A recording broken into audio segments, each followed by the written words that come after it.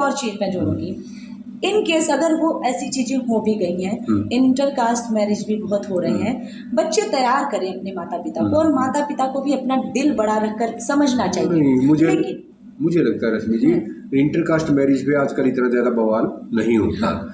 दो विशेष जो हालात हैं, एक तो ये था लड़का लड़की भाग गए, दूसरा उसमें इंटरकास्ट भाग गए तो उसकी कंसंट्रेशन और बढ़ जाती है, फिर मार काट पे और आत्महत्या पे और बदला लेने के ये सारे एंगल उसमें जुड़ जाते हैं। और तीसरा हमारा जो ग्रामीण परिवेश है उसमें आज भी हम इतने रूढ़िवादी और इतने ज्यादा रिजिड है उस मामले में कि हम बातें नहीं करना चाहते कि नहीं गांव के गांव में नहीं होगा, पड़ोस के गांव में नहीं होगा, इस गोत्र में नहीं होगा उसको।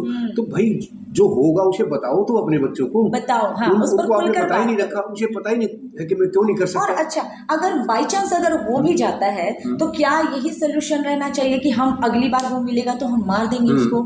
यहाँ पर तो भाई जबरदस्ती ऑनर किलिंग के नाम पर क्या से क्या हो गया है। अपने ही बच्चे को मारना, मैं कहता हूँ इससे बड़ा घिनौना कृत्य क्या हो सकता है। लेकिन जवान बच्चे के साथ हम ऐसा कर रहे हैं, ऐसे लोग हैं, तो उसमें हमारी गलती है ना, पेरेंट्स की गलती है। आप अपने बच्चे के साथ क्यों नहीं जुड़ते, उसे क्यों नहीं समझाते अच्छा बुरा कि बेटा परिवार में नहीं करना, अपने गांव में शादी नहीं करनी, सारी बात बताइए उसे ताकि उसे पता हो। और ये वही पेरेंट्स हैं जो अपने युवावस्था में इन सारे दौर से गुजरे हुए हैं, लेकिन फिर भी वो ये हरकत करते हैं सिर्फ किसके नाम पर कि हम एक स्टैंडर्ड, एक एग्जाम्पल सेट कर दे सोसाइटी में, मेरा मान बढ़ेगा। सिर्फ एक चक्कर में कितनी लड़कियां मारी गई, बहुत सारी। और जीवन ऐसे ही थोड़ा भगवान ने दिया है, उसको जीने का तरीका आना चाहिए।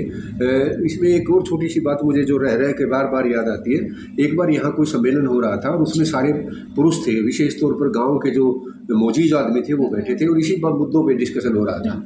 तो एक महिला स्टेज पर आई और उसने जो बात कही मैं सुनकर सन्न रह गया।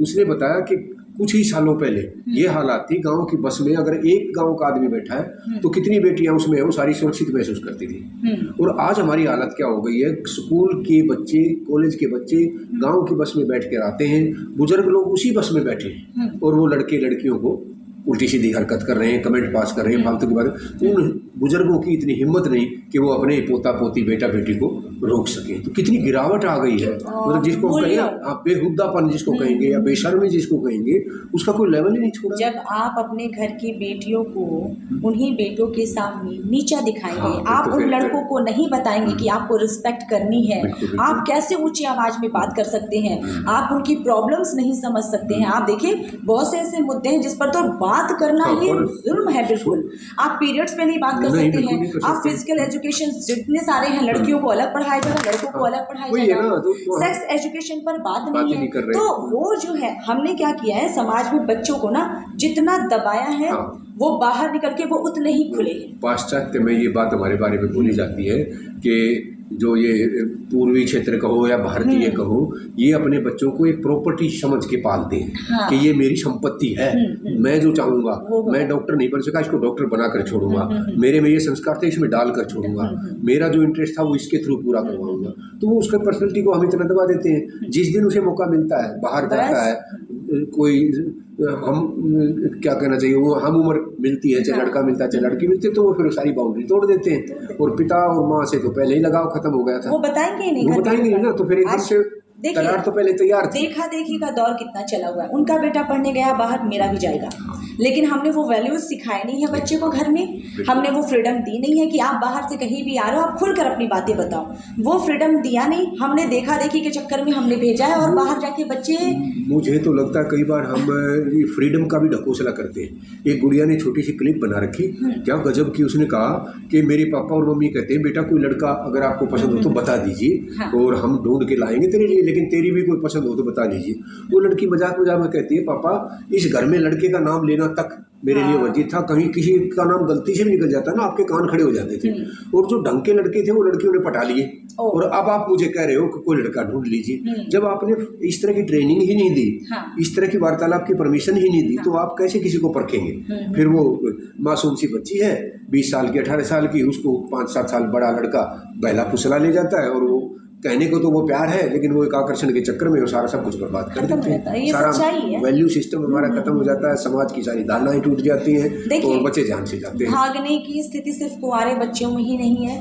मैं ये बात जरूर कहना चाहूँगी कि आप विवाह में रहते हुए भी अगर दो लोग मानसिक रूप से नहीं जुड़े हैं, भावनात्मक रूप से नहीं जुड़े हुए हैं, तो वो रहकर भी साथ में नहीं है, तो क्या उनका लगाव दूसरों से नहीं हो जा रहा है? हो जाएगा।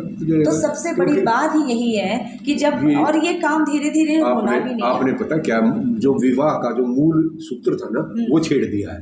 अपने यहाँ विवाह इस तरह से नहीं होता कि भावनाएं मिलती हैं। नहीं नहीं, यहाँ पर तो भाई लड़के लड़की भी नहीं मिलते हैं, नहीं मिलते हैं, माँ बाप ऐसा देखते भी नहीं है। पहले वो कुंडली वुंडली होती थी, आजकल वो सारा सिस्टम बिगड़ गया हमारा, बदल गया सारा, और अब तो सिर्फ कर दिया है और वो समझौता निभाने की कोशिश करते हैं। जो नई जनरेशन है वो समझौते को भी मानने को तैयार नहीं है। तो बाद में फिर ये जो रिलेशनशिप उल्टे सीधे होते हैं ये उसी का परिणाम है, क्योंकि पति पत्नी भावनात्मक तौर पर एक लेवल पर है ही नहीं, तो किसी न किसी स्टेज पर आकर वो टकराव नजर आता है। ये एक और भी बड़ी समस्या है कि अगर महिला किसी पुरुष से समाज में उसकी स्थिति चाहे ऊपर हो रही है, चार लोगों को वो जानने लग रही है, या वो उससे कहीं ना कहीं बेहतर है, तो पुरुष ये स्वीकार करने को तैयार नहीं है कि ये कैसे हो गया।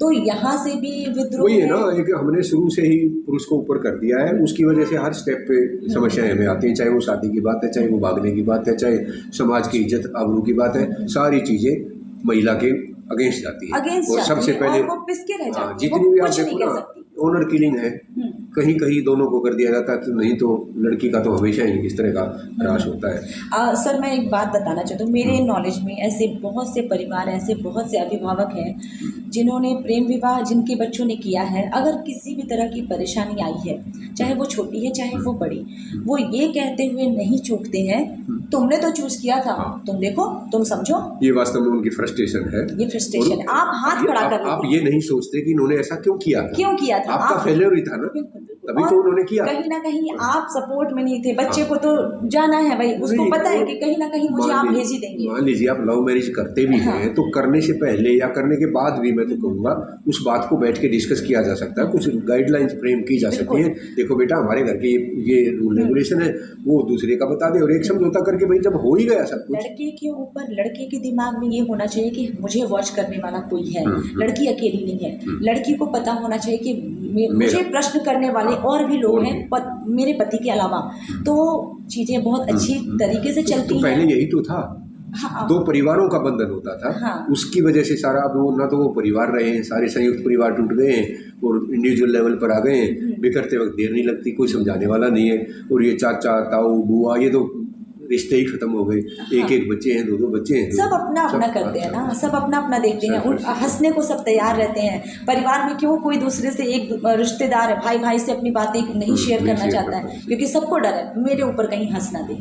तो वो जो एक है ना, हमारा जो हरियाणवी वो समाज है ना जी, इसमें तो ये सबसे, मैं तो इसे हंसना भी नहीं कहूँगा, इसे खिल्ली उड़ाना।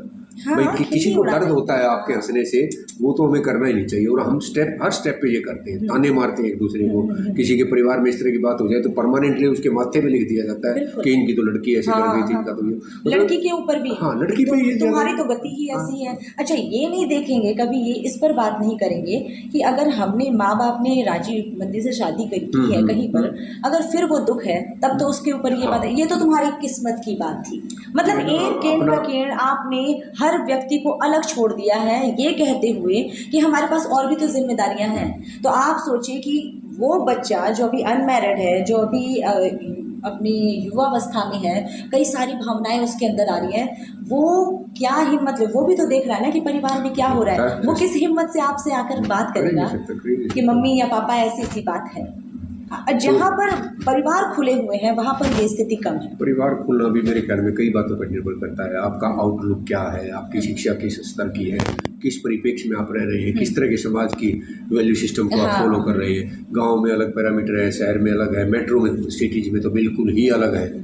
तो रश्मि जी, मैं आपसे लास्ट में इस बात को समाप्त करने के लिए अनुरोध करूंगा कि 2-3 हमें मोटी मोटी बात बताइए। सबसे पहला तो ये कि ऐसी स्थिति में माँ बाप को किस तरह से इसे झेलना चाहिए, बजाय आत्महत्या करने के लिए या अपने आप को लज्जित महसूस करने के या अपनी इज्जत को अपने आप ही घटा लेने के, उन्हें क्या सोचना चाहिए, क्या किस तरह का बिहेव उन्हें करना चाहिए? उनको बहुत संयम, धैर्य और हिम्मत से काम लेना। ये ऐसी कोई इज्जत घटने वाली या उसको ना लेकर कोई इज्जत नहीं है। आपकी इज्जत किसी एक लड़की के ऊपर डिपेंड नहीं है, आपके अपने भी कर्म है। गलती तो इसे हम कह सकते हैं, भाई गलती तो हुई है, लेकिन उसका ये अर्थ तो कतई नहीं है। गलती हुई है उसको सुधारा जा सकता है, सुधारा जा उसको सकता है। स्वीकार किया जाए। पहली बात तो परिवार को स्वीकार करने की स्वीकार, आदत डालनी पड़ेगी बिल्कुल। कि हम स्वीकार कर लें। अब स्वीकार ये भी की जा सकती है कि ये गलती हमारी भी है कहीं ना कहीं, ऐसा वही होने में हमारा भी रोल था। स्वीकार करना मीन्स कि बस सिर्फ लड़की और लड़के की कमी ही नहीं, हमें अपने भी गलतियों को स्वीकार करके एक नई दिशा में उसको हम मोड़ सकते हैं। और इसी तरह से आप लड़का लड़की को क्या कहना चाहेंगे, बेटा ऐसा करने से पहले हाँ, एक बार खुलकर अपने परिवार में उन्हें जरूर बात करनी चाहिए। आप अपने टीचर से, आपके मित्र मंडली में भी बहुत से ऐसे बच्चे होते हैं जो फैमिली से बहुत टच में होते हैं, दोस्त बड़े टच में होते हैं, तो वो जो हैं वो उनके थ्रू अपना मैसेज अपने अभिभावकों को आप दे शायद सकते ये हैं। कहना चाहते हैं कि कहीं ना कहीं सिग्नल आप जरूर दें कि स्थिति एक हाँ। विशेष रूप और से बदल गई। किसी भी समस्या से भाग जाना ये कोई हल नहीं है। आप वेट कर सकते हैं, आप कन्विंस कर सकते हैं अपने पेरेंट्स को। आप ये देखिए, प्रेम में भाग जाना तो सबसे बड़ी मूर्खता है।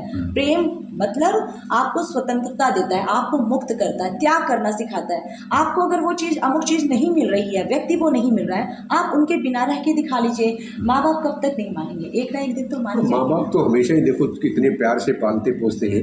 आप अपने आप से अंदाज़ा लगा सकते हैं कि जिन माँ बाप ने हमारे लिए अपना सारा समय लगा दिया, पैसा लगा दिया, सारा प्यार हम पर लुटा दिया, और उसको हम एक दिन छोड़कर इस तरह जाते हैं तो क्या बीतती होगी। ये ना परिवार को मिलकर देखिए, वो लड़कियां ये काम कभी नहीं करेंगी जिनको पता है कि उनके इस तरह के कदम से उनके माँ बाप पर क्या गुजरेगी।